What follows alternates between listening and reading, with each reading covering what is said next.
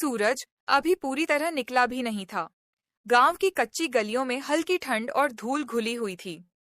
रामू ने अपनी पुरानी चप्पल पहनी, फटी हुई शर्ट के बटन लगाए और बिना कुछ खाए घर से निकल पड़ा। उसकी माँ चूल्हे के पास बैठी थी। बेटा, 2 रोटी रख ली हैं, रास्ते में खा लेना। रामू मुस्कुराया, लेकिन कुछ बोला नहीं। वो जानता था घर में आटा कम है, अगर वो खा लेगा तो शाम को माँ क्या खाएगी। सुबह के 5 बजे थे, जब पूरा गांव सो रहा था। रामू खेतों की तरफ जा रहा था। दिन भर उसे ईंट ढोनी थी। हर ईंट के बदले कुछ पैसे, हर पसीने की बूंद के बदले कुछ सिक्के।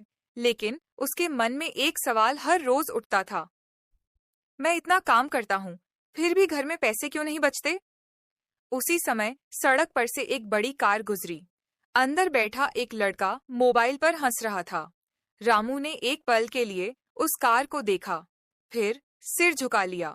उसने सोचा, शायद किस्मत भी अमीरों के साथ ही काम करती है। सूरज अब सिर के ऊपर था। धूप इतनी तेज थी कि जमीन भी जैसे जल रही हो। रामू ईंटों का बोझ सिर पर रखे निर्माण स्थल पर चढ़ रहा था।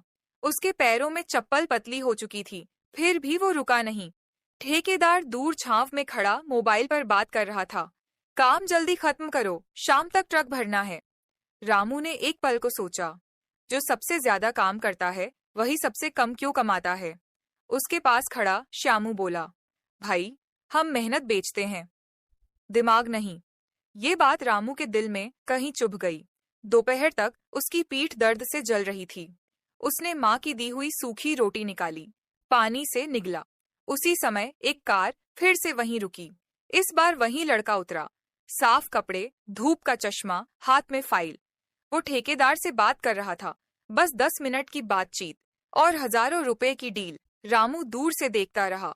उसके मन में सवाल और गहरा हो गया, क्या मेरी मेहनत कम है या मेरी जगह गलत है। शाम ढल रही थी, आसमान नारंगी हो चुका था, लेकिन रामू की पीठ अब भी झुकी हुई थी। दिन भर की मजदूरी के बाद उसे 350 रुपए मिले। उसने सिक्कों और नोटों को हथेली में दबाया, जैसे कोई खजाना हो। उसी समय वही कार फिर से बाहर खड़ी थी। रामू की नजर अनायास ही उस लड़के पर चली गई। वो हंसते हुए ठेकेदार से कह रहा था, कल पेमेंट ट्रांसफर कर देना, अकाउंट में डाल देना। रामू ने पहली बार हिम्मत जुटाई। वो धीरे धीरे पास गया। साहब, आप यहाँ क्या काम करते हो। लड़के ने चश्मा उतारा। मैं काम नहीं करता, मैं काम दिलवाता हूँ। रामू समझा नहीं। मतलब। लड़का मुस्कुराया, ये बिल्डिंग मेरी कंपनी बना रही है, ठेकेदार मेरे लिए काम करता है। रामू के हाथ में 350 रुपए थे। उस लड़के के एक साइन की कीमत शायद लाखों थी। दोनों ने एक दूसरे को देखा। एक के कपड़ों पर पसीना था, दूसरे के हाथ में प्लान था। रामू के मन में पहली बार एक नया सवाल उठा, क्या सिर्फ मेहनत ही काफी नहीं होती। रामू उस लड़के को जाते हुए देखता रहा, लेकिन इस बार उसके अंदर सिर्फ जलन नहीं थी, जिज्ञासा थी। वो हिम्मत करके फिर पास गया। साहब, आप इतना पैसा कैसे कमाते हो, आप तो ईंट भी नहीं उठाते। लड़का हल्का सा मुस्कुराया, तुम दिन भर शरीर से काम करते हो, मैं दिमाग से करता हूँ। रामू चुप। मैंने पढ़ाई की है, मार्केट समझी है, लोगों की जरूरत समझी है। मैं सिस्टम बनाता हूँ और लोग उसमें काम करते हैं। तो क्या मेहनत बेकार है। रामू ने धीमे से पूछा। नहीं, उसने जवाब दिया, लेकिन बिना दिशा की मेहनत थकान देती है, तरक्की नहीं। ये शब्द रामू के अंदर गूंजने लगे। वो पहली बार समझ रहा था, शायद समस्या मेहनत नहीं, तरीका है। उस रात घर जाते वक्त उसके कदम भारी नहीं थे। दिमाग में सवाल था और पहली बार उम्मीद भी। रामू घर पहुंचा तो माँ दिए की रोशनी में सिलाई कर रही थी। आ गए बेटा, कितना मिला आज। रामू ने 350 रुपए माँ के हाथ पर रख दिए। माँ ने बिना गिने पैसे संभाल लिए। कल राशन लेना है, दवाई भी खत्म है। रामू चुप बैठ गया। छोटा भाई कोने में स्कूल की पुरानी किताब लिए बैठा था। वो पढ़ते पढ़ते सो गया था। रामू ने उसकी किताब उठाई। उसमें लिखा था, शिक्षा सफलता की कुंजी है। उसे दिन की बात याद आई। मैं सिस्टम बनाता हूँ। उसने धीरे से पूछा, अम्मा, अगर मैं पढ़ाई करूं तो। माँ ने उसकी तरफ देखा। आंखों में थकान थी, पर सपना भी। बेटा, अगर तू पढ़ ले तो शायद तेरी किस्मत बदल जाए। उस रात रामू ने पहली बार फैसला किया। वो सिर्फ मजदूर नहीं रहेगा, वो समझेगा, सीखेगा और बदलेगा। अगली सुबह रामू पहले जैसा ही काम पर गया, लेकिन आज उसके अंदर कुछ बदल चुका था। हर ईंट उठाते वक्त वो सोच रहा था, ये बिल्डिंग कौन प्लान करता है, पैसा कहाँ से आता है, मुनाफा कैसे बनता है। दोपहर में उसने ठेकेदार से पूछा, साहब, ये कंपनी कौन चलाता है? ठेकेदार ने चिढ़कर कहा, तुझे काम से मतलब रख। लेकिन रामू अब चुप रहने वालों में से नहीं था। शाम को उसने उसी लड़के का इंतजार किया। जब कार आई वो पास गया। साहब, अगर मुझे भी सीखना हो तो कहाँ से शुरू करूं? लड़के ने ध्यान से उसे देखा। इस बार उसकी मुस्कान अलग थी। नाम क्या है तुम्हारा? रामू। रामू, अगर सच में सीखना है तो रात की पढ़ाई शुरू करो। मोबाइल है? रामू ने सिर हिलाया। नहीं। लड़के ने कहा, सीखने के लिए साधन नहीं, इरादा चाहिए। कल शाम मिलना। रामू के अंदर पहली बार डर से ज्यादा हिम्मत थी। उस रात रामू सो नहीं पाया। एक रास्ता साफ था, दिन भर मजदूरी, शाम को थकान, महीने के अंत में खाली जेब। दूसरा रास्ता धुंधला था, पढ़ाई, नया संघर्ष, शायद असफलता भी। सुबह जब वो काम पर पहुंचा तो श्यामू ने हंसते हुए कहा, क्या हुआ, आज बड़े सोच में हो? रामू ने कहा, अगर हम सीख लें तो शायद मजदूर नहीं रहेंगे। श्यामू हंसा, अरे छोड़, हमारे बस की बात नहीं है। यही फर्क था, एक ने किस्मत मान ली थी, दूसरा किस्मत बदलने की सोच रहा था। शाम को रामू फिर कार के पास खड़ा था। इस बार उसके हाथ खाली थे, लेकिन दिल उम्मीद से भरा था। लड़का उतरा और बोला, तैयार हो, आसान नहीं होगा। रामू ने बिना सोचे कहा, दिन भर की मेहनत से मुश्किल कुछ नहीं हो सकता। उस पल उसकी जिंदगी ने मोड़ लेना शुरू कर दिया। शाम के अंधेरे में वही कार धीरे से रुकी। लड़का बाहर आया और रामू को एक पुरानी किताब थमा दी। ये बिजनेस और पैसों की समझ की शुरुआत है, उसने कहा।